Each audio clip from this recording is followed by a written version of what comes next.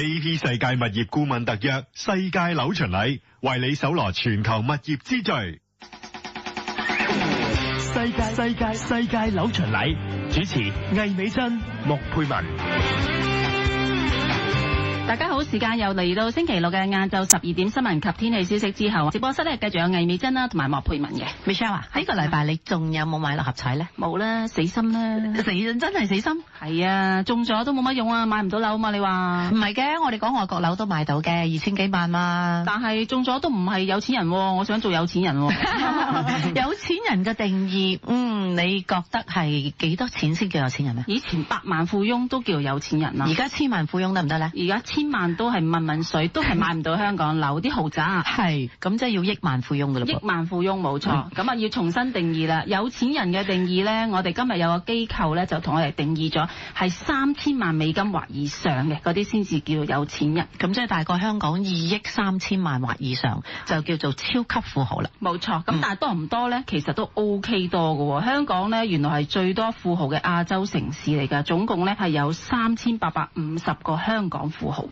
咁真係幾多喎？如果你話城市嚟講，咁如果係國家嚟講，係邊個國家最多啦？國家中國都應該有好多土豪啊，係咪先？國家都有好多嘅有錢人嘅，咁啊總共咧係13013名嘅超級富豪。呢一份呢，就係萊坊聯同咧中銀國際發表嘅財富報告，咁啊統計咗2015年全球98個國家同埋城市全球資產總值達到3000萬美元以上嘅超級富豪，總共咧係有187468人咁多。咁其實你計翻即係由2005年之間呢，大幅上升咗61%㗎。係啊，咁啊最緊要咧，我哋唔好理嗰啲富豪有幾多啊，都唔關我哋事。最緊要學下佢嘅投資智慧啊嘛。係啊，佢哋其實投資乜嘢先至可以致富嘅咧？咁我哋又要揾阿撰寫呢一份報告嘅負責人啦。咁啊即刻介紹佢啦，就係萊坊董事及大中華區研究及諮詢部主管紀賢信先生。David 你好。Hello， David。Hello。究竟啲有錢人係靠咩發達嘅？發達可以有好多樣嘅。可能佢哋都買六合彩嘅。買六合彩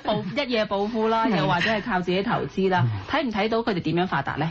當然咧，就係投資有道啦。咁我相信我哋啲報告咧，採訪佢哋啲人，好多人當然係自己屋企有錢一路咁樣累積落嚟嘅。不過好多人咧都係靠投資嘅。咁我哋都分析咗佢哋投資嗰個趨向係點樣。咁好多人都係擺錢咧房地產度啦，有啲人就買名車或者係名畫，或者係擺喺啲商業樓宇都有嘅。咁其實多元化都幾得意㗎。其實傳統智慧就話中國人或者係亞洲人咧，中意買磚頭或者係買實物。呢份報告睇唔睇到呢一個趨勢？係咪真係咁樣？真係咁樣嘅。咁我哋都見到啦，亞洲區嘅人都2/4嘅財富咧，都擺喺嗰個所謂房地產嗰度嘅。咁差唔多2/4啦，咁就都1/4到啦，相當可觀嘅。咁即係金融投資，我睇到大概係2/8，即係28% 到啦。咁24% 係住宅項目。咁即係話我哋投資都要揾一啲係投資工具係有升值潛力嘅。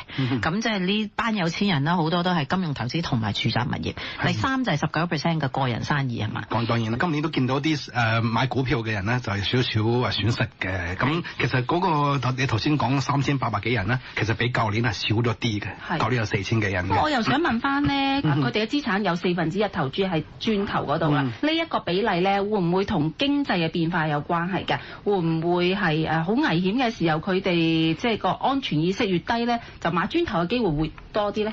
都有可能嘅，佢哋可能喺股票上面咧損手爛腳之後咧，都會有少少想去擺喺房地產嗰度嘅。當然啦，房地產咧係個長期性嘅投資嚟嘅，咁冇咁快即係就將個錢就轉落去房地產嘅。咁未過去嗰10年咧，嗰個變化咧都唔係好大嘅。咁有冇睇到房地產都有好多個分佈㗎嘛？有冇睇到係住宅定商鋪定話寫字樓居多嘅咧？嗱，過去咧就一路都係住宅居多嘅，啲人咧就對呢個寫字樓咧都唔係好有興趣。咁商鋪咧當然都香港都有興趣嘅，不過其他地方唔一定有興趣。不過但係我哋呢個報告咧就做咗個 survey，咁未來10年咧就問翻佢哋依家嗰個今時今日咁嘅經濟情況之下咧，你未來10年會點樣投資咧？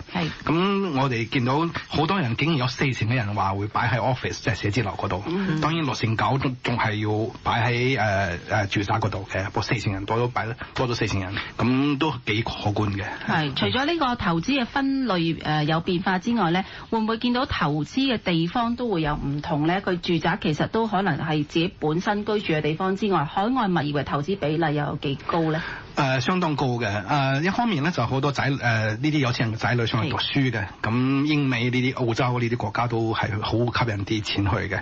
另一方面咧就係經濟嘅原因，咁經濟上面好多經濟活動咧都係喺啲英國、美國或者係澳洲嗰個門戶城市Sydney、Melbourne 呢啲，變相咧影響到佢哋喺投資嗰度咧房地產咧都係去呢啲國家多啲嘅。係咁，除咗佢哋自己嘅需要，可能要送子女讀書咁啊，順便喺當地買樓之外咧，佢哋揀城市嘅時候會唔會都有啲共通點啊？有嘅，如果喺英國咧，肯定係倫敦周邊㗎啦。你依家好多宣傳品係講去 Manchester 或者 Birmingham， 但係其實講真，倫敦就係9成9都係倫敦買樓㗎啦。如果美國咧就稍微分散啲嘅，咁譬如New York 啦，或者係 LA 啊、三藩市啊，咁就多啲。咁甚至於Miami 啊，或者係 Texas 呢啲都會有人去嘅。咁呢啲就因為國家大啲㗎嘛，係啊。咁會唔會加拿大都係去翻溫哥華，而澳洲都係悉尼嘅咧？都有嘅，肯定係咁樣。溫哥華嘅華人其實都係少數，都已經唔係少數㗎啦，已經係。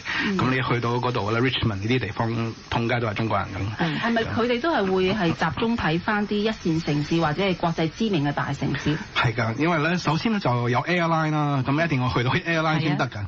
咁其次咧就係你仔女讀書，咁一定會喺啲大城市名校區，咁會多啲嘅。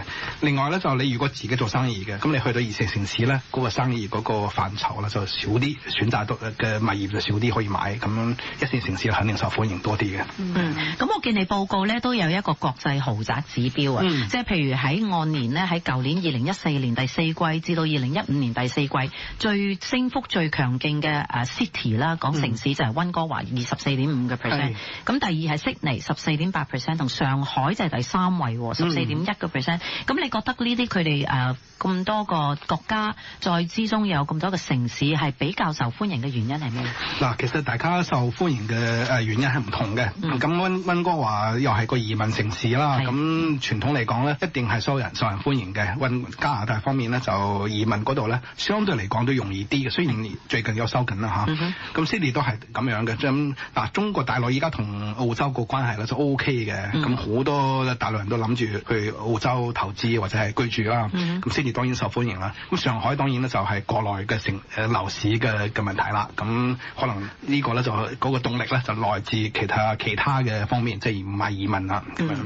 有冇集中睇香港啲富豪有啲咩嘅策略啊？嗱，香港富豪咧就香港為家啦，對香港嗰個豪宅嘅樓盤咧都係有興趣嘅。不過咧，我哋其實喺倫敦呢啲地方咧，倫敦啊或者係外國嘅門戶城市咧，都見到香港投資者喺嗰度買 hotel 啊，買office 或者買住宅嘅。咁見到佢哋嗰個投資都幾大嘅，其實係啊。我哋要緊貼住啲富豪嘅投資策略啦。當然係啊，要學下嘢嘛。最後一條我又想知道，喂，究竟啲有錢人嚟緊嗰個增長趨勢會喺邊度？邊一度會最多有錢人？唔怕悶啦，因為係講翻其實係美國或者係英國呢啲地方嘅。當然英國咧，依家就少少不穩定因素嘅，因為佢哋投票脫歐，咁就大家都喺度睇6月嗰陣時投票之後咧咩結果嘅。咁美國咧就始終係受人歡迎啲嘅，因為可以買嘅東西比較多啊嘛。未來咧 New York 啊呢啲地方咧都會見到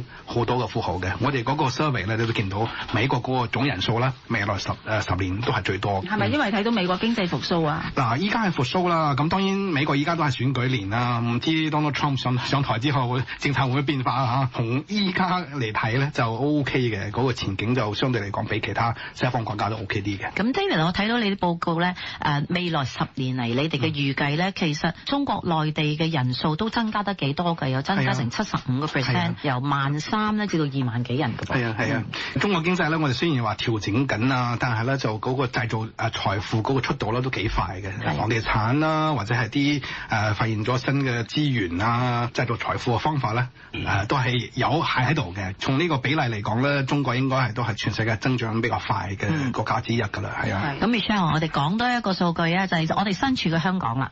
香港而家咧就3854人係超級財富啊嘅有錢佬，咁但係咧預計10年內咧有5473人。哇！真係即係可能你都係其中之一嘅。好好，我都希望做到增加42%，就係你哋啦。我哋兩位啦，起碼多咗2個先。不過首先我哋要學有錢人嘅投資智慧，咁見到佢哋喺海外物業嗰個投資積極度都相當之高啊！嗬。係。咁啊，不如轉頭咧，我哋又睇一睇海外物業嘅投資機會啊。好啊。